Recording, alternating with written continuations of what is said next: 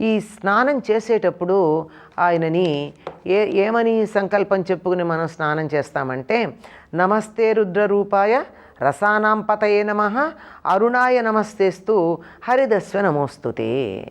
ఈయన సూర్యుడితో పాటు సూర్యుడి రథసారథ అయినటువంటి అనూరుడు, ఆయనకు అరుణుడు అనే పేరుంది.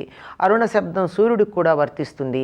ఆయనకు కూడా నమస్కారం చేసుకుంటూ ఈ స్నానం చేసేటప్పుడు సంకల్పం ఏం చెప్పుకోవాలంటే, యజ్జన్మకృతం పాపం మయా సప్తమ జన్మసు తన్మే రోగంచ శోకంచ మాకరీహంతు సప్తమి ఏతజ్జన్మకృతం పాపం యచ్చ జన్మాంతరార్జితం మనోవాక్కాయజం యచ్చ జ్ఞాతా అజ్ఞాతే చ ఏ పునః ఇది సప్తవిధం పాపం స్నానాన్నే సప్తసప్తికే సప్తవ్యాధి సమాయుక్తం హరమాకరి సప్తమి.